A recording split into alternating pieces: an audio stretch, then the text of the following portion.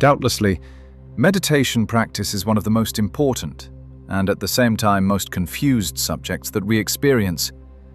It's confusing because of our own expectations that the practice of meditation should bring about a certain sense of tranquility, equilibrium, and spiritual high.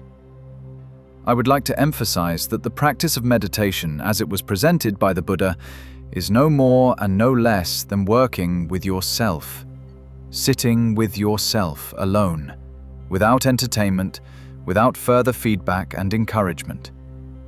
The sitting practice of meditation is one of simplifying one's basic psychology and one's basic problems. Simplifying in this case means having no expectations about the technique, not expecting that the technique is going to liberate you or provide flashes of excitement or mystical experiences. In keeping with how the Buddha taught, I would like to present the situation of meditation extremely simply, without metaphysical or philosophical overlay. To benefit from meditation, you need more than just a glimpse. You need to make a commitment to training yourself in meditation. Otherwise, there will be a lot of gaps and missing the point, and you will experience unnecessary confusion. So it's important to stick with the practice and follow the instructions that you receive. It might be best to look at meditation as a way of life. If you stick with the practice and go along with exertion and patience, you will have a chance to realize yourself, to understand yourself. Such understanding may be extremely boring. Such understanding may be seeing something you don't want to see. Nevertheless, we can't reject ourselves before we know what we are. So I encourage you to be brave from that point of view. Please don't chicken out and either reject yourself or congratulate yourself. Rather, try to work with the techniques and the tradition that is presented to you. The practice of meditation in Buddhism is a very simple technique that was recommended by Lord Buddha himself. I myself have been trained in this technique. Meditation in the Buddhist tradition is connected with the idea of bhavana, a Sanskrit word that refers to spiritual exertion or discipline altogether. That is the basic point of meditation. Unless you are inspired to discipline yourself, it is hopeless. If you only discipline yourself halfway and then give up, that will create congestion and indigestion for yourself.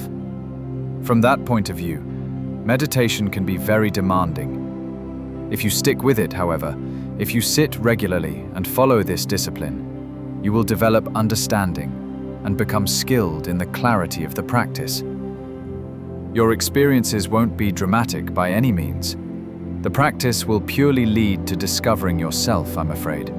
You won't see cherubs and gods, heavenly realms, colorful mantras or yantras, none of those. Meditation is very simple and extremely down to earth, to the extent that it's irritatingly down to earth. Through the down-to-earth practice of meditation, you can see the colors of your own existence. The earth begins to come back to you, rather than that you are getting messages from heaven, so to speak. Altogether, meditation in Buddhism is extremely severe. I don't want to convert you to this particular style or approach necessarily, but I think it is worthwhile to apply your exertion to the practice of meditation. That is necessary if you want to learn something from the practice. I have personally learned from this practice.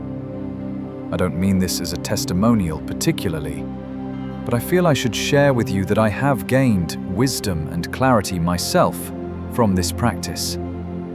I'm giving it to you as I have learned it, as I received this myself. The only difference is that you don't speak Tibetan. According to the Buddha, meditation is a threefold process. The first stage is what is called shamatha. The second process is vipassana. And the third is the combination of the two, shamatha-vipassana. Shamatha, which I am presenting here, means the development of mindfulness. It can be practiced in group situations or individually. The meaning of mindfulness is up to you to discover. This particular approach to meditation practice is paying attention to what is happening. It focuses mainly on your breath, your ordinary breathing. If you've been running and then you stop and sit down, the first thing you do is to try to regain your breath. At that point, you pay attention to your breathing. Or if you are doing things and then you want to relax, then you sit down and say, "Phew." So breathing plays an important part in ordinary experiences. Breathing is quite natural. It's a natural situation, part of what we naturally associate with relaxation. Shamatha literally means the development of peace. Peace in this case doesn't mean a state without war. It has nothing to do with politics. We also are not talking about a psychedelic sense of getting off on peace. Here we are simply talking about peace as non-action. If you are having an intense time with your friends, your parents, or with your business, you might sit down and say, "Phew." Peace is that kind of flopping down. But please don't misunderstand what I'm saying. You can't get this kind of peace instantly. You have to apply exertion and patience. In the practice of meditation, we speak of peace in a very particular, extraordinary, and eccentric sense, as it was taught according to the Buddha. The Buddha was a very eccentric person, in that he attained enlightenment. That is what we are doing in the practice of meditation, constructing a staircase toward enlightenment.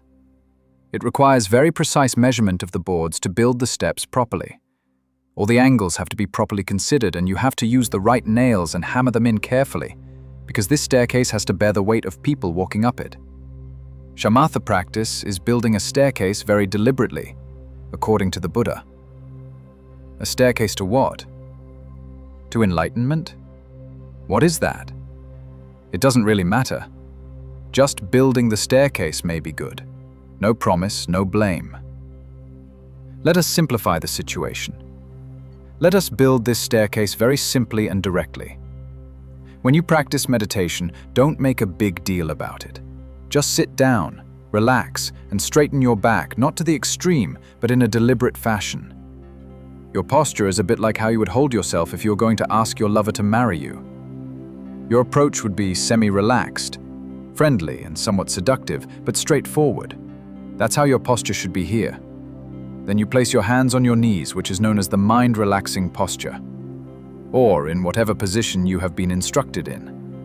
Then you should just feel your breath, your natural breath. It might be rough or deep if you had to run to get to the meditation room, or your breathing might be quite shallow. It doesn't really matter. Just feel your existing natural breathing. Sit quietly and listen to your breathing. To begin with, just listen to it for a few minutes. In that way, you can settle into the practice. Then you can begin to discipline your state of awareness, your state of inquisitiveness.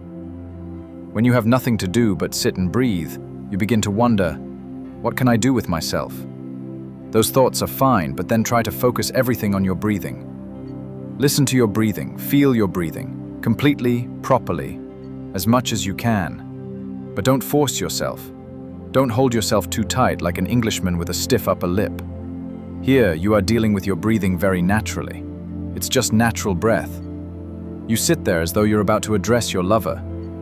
You just sit there and go along with your breathing. You follow the breathing very simply. Particularly pay attention to the out-breath. Go along with it. Don't particularly try to feel the temperature of the breath in your nostrils or anything like that. Just breathe out, and as your breath goes out, you go out with your natural breath, very simply, extremely simply. In terms of the staircase you are building, it requires enormous precision and enormous subtlety to build these steps. That is related to working with the out-breath. There's a general sense that you're there. You are not trying to become frigid or rigid and solemn about the whole practice. You are simply being there. When you sit, you actually sit. There's no room for speculation. You sit. You actually sit. You actually do breathe. The sense of simplicity is almost to the level of naivete. You do things completely, wholeheartedly. You do things as they are. You actually get into things as they are, completely, correctly. Your breath goes out and dissolves into the atmosphere, the space around you. Don't try to follow it out too far, let it be. Then there's a gap, some uncertainty maybe, and your breath comes in automatically as a natural physiological function. At that point, don't try to bring your attention back into your lungs and your body particularly. Just let it be. Let it drop. So your attention is dropped. Your breath is coming into your lungs, and then another breath goes out and you go out with it again. It's very simple. There should be a sense of simplicity to the whole thing. While you're meditating, all kinds of thoughts arise. Thoughts about your life, your future plans, conversations with your friends and your relatives. All kinds of things come through the mind. Let them come through. Let them just come through. Don't try to say whether they are bad, or for that matter, whether they are particularly good. Just let them come through as simply as you can. By letting them come through, you find that there's a sense of openness. You don't find your thoughts threatening or particularly helpful. They just become the general gossip, the traffic of your thoughts. If you live in a city, you hear the traffic coming through your windows. There goes a motorcycle, there goes a truck, there goes a car, and then there's somebody shouting. At the beginning, you might get involved in or distracted by the noise, but then you begin to think, so what? Similarly, the traffic of your thoughts and the verbosity of your mind are just part of the basic chatter that goes on in the universe. Just let it go through. Whether you sit and practice alone or in a group situation doesn't make any difference. If you find it difficult to meditate and want to stand up and walk out of meditation, the group situation does help you not to chicken out. It also provides a sense of fellowship. At the same time, whether you are sitting in a group or physically alone, you are always sitting alone. You might have been told that even if you don't have a solid commitment to meditation, the good vibrations in the room will pick you up. The energy will uplift you in any case. But that's not possible. The sanity that one person experiences in the sitting practice of meditation is not transferable. That kind of cosmic hitchhiking doesn't exist. Everybody's in their own little vehicle, which is called a body. There's no room for anybody else in that particular body. Everybody has their own car, their own body. So that in fact, you can't hitchhike. You need to acknowledge that, and the sooner the better, because then you won't have unrealistic expectations. You will realize that you have to pull yourself together rather than waiting for somebody to rescue you. Sitting practice is independent and individual, and a very lonely journey. Aloneness is the basic point. Whether you sit in a group or individual situation, there is a sense of loneliness. Sometimes you might feel completely isolated and cut off in your experience. But sometimes you might experience this aloneness as the basis of heroism. In the positive sense, you are making a journey, and nobody's telling you to make this journey. You are making the journey alone. The only help that somebody can give you is to tell you that others have made this lonely journey, and that you could do so as well, in the same way. This might seem like a very severe process, very strict, but it is very cheerful, because there's a sense of conviction that you aren't going to hitchhike. You are going to do this yourself. There is a powerful sense of celebration in this, which is the heart of the practice of meditation. The sitting practice of meditation is the expression of celebration, rather than falling into a trap or imprisonment. You no longer have to go through exaggerated sociological, psychological, or bureaucratic trips that we create for ourselves. You could get into the practice simply and directly, starting with the breath. Get into it, simply go along with it and work with it. That's the basic point of shamatha. Having done that deliberate practice of relating with one's awareness simply and directly without question, then you begin to relate to sound, smell, sight, and every experience that you have in the sensorial world with exactly the same awareness. You see things simply and directly. You're with them, and with your breathing. You're simply there, very simply and very directly there. There are no interpretations. Is this going to be good enough? Am I making mistakes? No such questions arise if you are being simple enough. The questions come from looking, questioning, lying back, analyzing, trying to make sure. Questions only arise on the basis of how to secure your basic ground as ego. If there is no ego-oriented question, there are no other questions.